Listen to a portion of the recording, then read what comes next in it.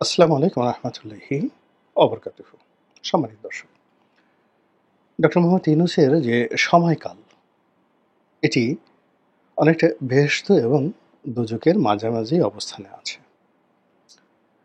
একটি সরকারের যে টার্নিং পয়েন্ট থাকে, একটি সরকারের কর্মপন্থার যে ধারাবাহিকতা থাকে, কিংবা একটি সরকারের দুর্নাম এবং বদনামের যে একটা, যাকে বলা হয়, আলাদা আলাদা প্যারামিটার বা প্যারাগ্রাফ থাকে, সব জায়গাতে একটা এবড়ো থেবড়ো।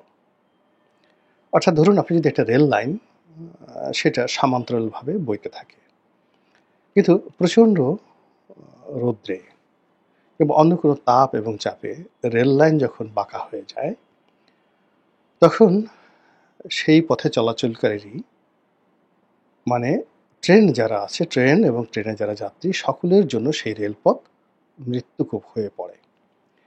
এই জন্য বলা হয়ে থাকে যে মাঝামাঝি কোনো জিনিস সবসময় ভয়ঙ্কর হয়।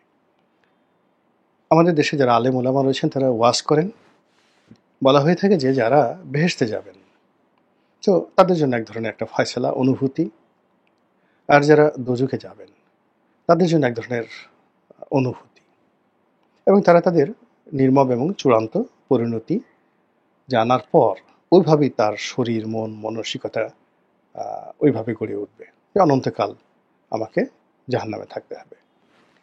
কিন্তু সমস্যা হবে তাদের যারা বেহেশত এবং দোজখের মাঝামাঝি জায়গাতে থাকবেন। একদিকে বেহেশতের সেই সুবাতাস, সুগন্ধি, ভালো ভালো খাবার দাবার, হুর গেলমানদের আনাগোনা। আবার অন্যদিকে জাহান্নামের আর্তচিৎকার, লেলিহান শিখা। এসবের মধ্যে, এই দুটো দৃশ্যের মধ্যে যারা থাকবেন, তাদের জীবন এতটা দুর্বিষহ হয়ে পড়বে, তারা বারবার শুধু আল্লাহর দরবারে ফরিয়াদ করতে থাকবে যে, হে দয়াময়, আমাদেরকে রক্ষা করো, আমাদের এই পরিণতির একটা চূড়ান্ত ফয়সালা দাও। তো সেই দিক থেকে আমরা এই যে প্রবাদ বাক্য ব্যবহার করি, বেহেশত এবং দোজখের যে মাঝামাঝি, এটি যখন কোনো মানুষের জীবনে আসে, কোনো রাষ্ট্রের জীবনে আসে, কোনো ব্যক্তির জীবনে আসে, সমাজ সবাই তখন এরকম একটা ভয়ঙ্কর পরিস্থিতি মোকাবেলা করতে থাকে। দুর্ভাগ্যজনক হলেও সত্যি, বর্তমান সরকার এরকম একটা বেহেশত এবং দোজখের মাঝামাঝি জায়গাটা আছে। আমরা একজ্যাক্টলি কেউ বলতে পারছি না।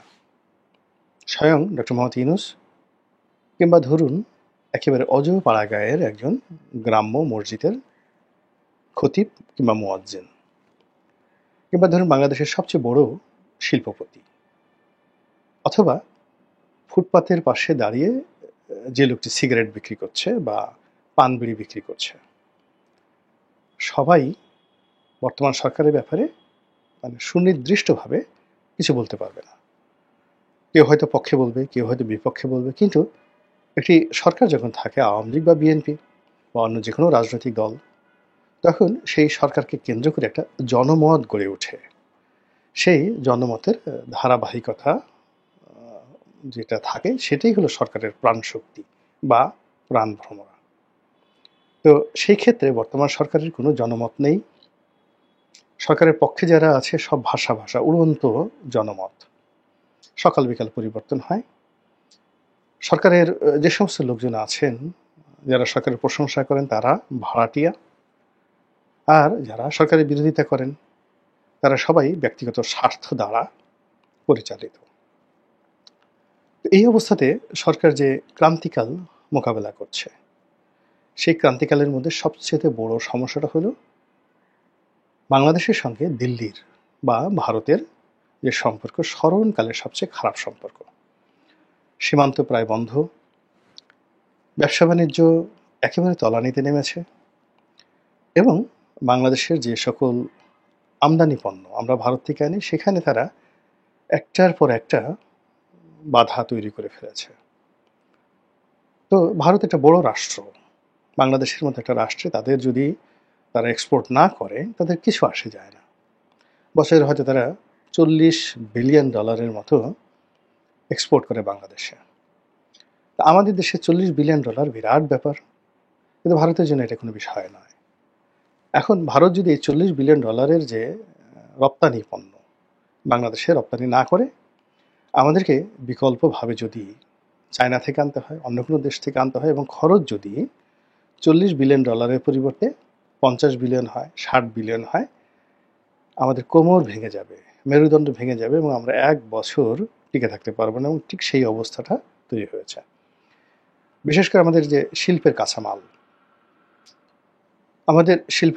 আমাদের ভোগ্য পণ্য, এবং আমাদের দেশের যে কিছু মেশিনারিজ রয়েছে, এই বিষয়গুলো, তার সঙ্গে সঙ্গে পর্যটন, তারপরে চিকিৎসা, সব ক্ষেত্রে ভারত যে এম্বার্গো দিয়েছে, তার ফলে আমাদের অনেক কিছু তছনছ হয়ে গিয়েছে। দ্বিতীয়ত যেটা আছে সেটা হলো, বাংলাদেশ থেকে আমরা যে ভারতে রপ্তানি করি, শুল্কমুক্ত সুবিধায় রপ্তানি করি, সেখানেও রাজ্যের সব বাধা এবং বিঘ্ন তারা তৈরি করেছে।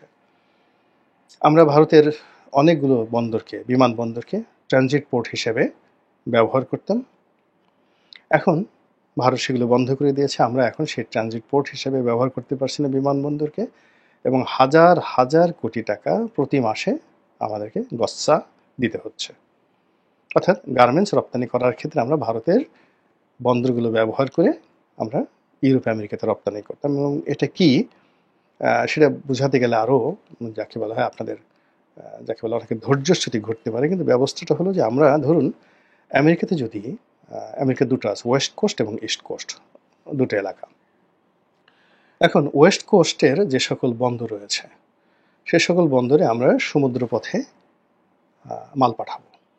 তো সমুদ্রপথে মাল পাঠাবো, আমাদের গার্মেন্টস কোম্পানিকে বলা হলো যে আগামী 60 দিনের মধ্যে আপনি মাল পাঠাবেন। ভালো কথা।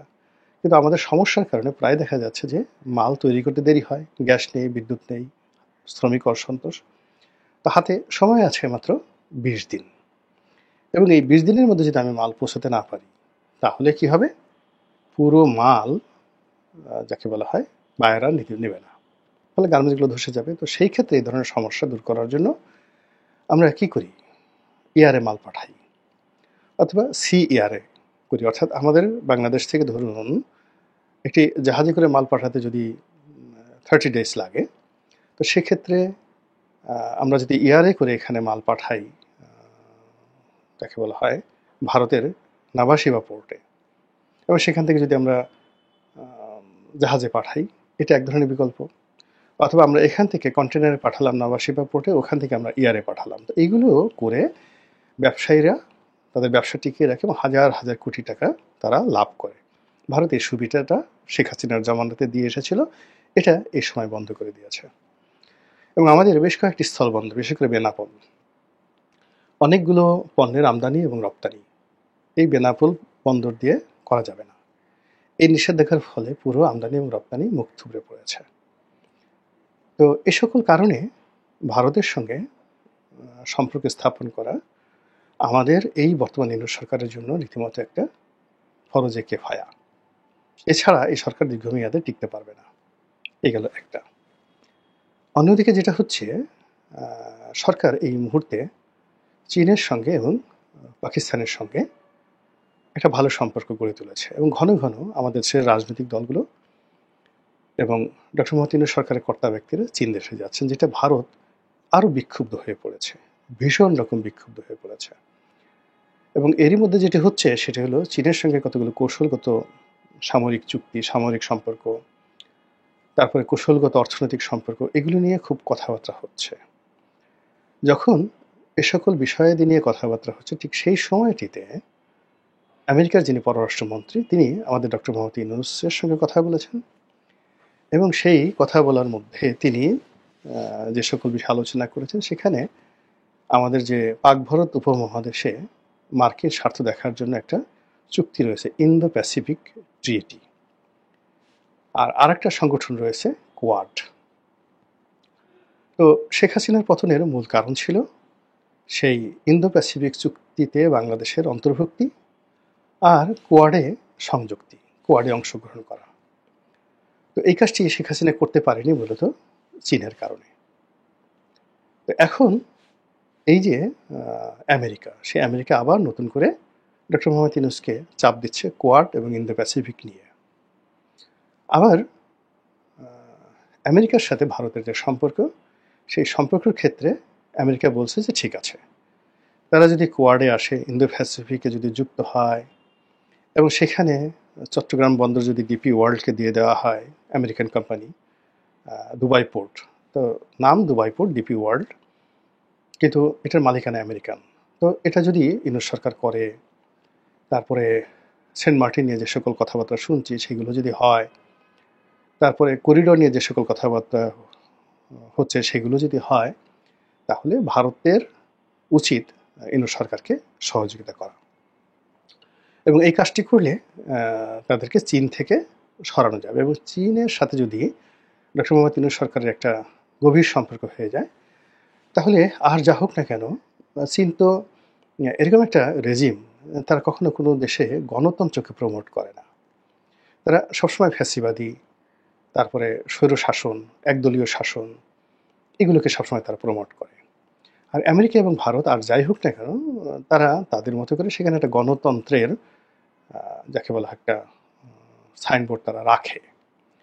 তো সেই দিক থেকে আমেরিকা প্রথমত সরাসরি ডক্টর মোহাম্মদ ইউনূসের সঙ্গে একটা ডিল করতে চাচ্ছেন, এবং যেটা এখন স্পষ্ট যে ডক্টর মোহাম্মদ ইউনূসের ক্ষমতায় গ্রহণ, তার ক্ষমতার পদায়ন, তার ক্ষমতায় থাকা এবং ক্ষমতা পরিচালনা, সব কিছুর পিছনে আমেরিকার যে একটা বিরাট ভূমিকা আছে।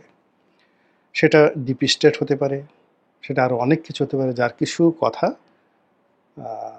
ডক্টর মোহাম্মদ ইউনূসের যারা মেন্টর, যারা তার তাত্ত্বিক গুরু এবং এই সরকারকে যারা টিকিয়ে রেখেছেন তাদের বুদ্ধি দ্বারা, প্রজ্ঞা দ্বারা, তারাই স্বীকার করেছেন যে ডক্টর মোহাম্মদ ইউনূসের ক্ষমতা আসার পেছনে আমেরিকার ডিপ স্টেটের একটা বিরাট ভূমিকা ছিল, এবং শেখ হাসিনার পতনের পেছনে আমেরিকার সরাসরি সক্রিয়, আবার বলছি সরাসরি সক্রিয় একটা ভূমিকা ছিল।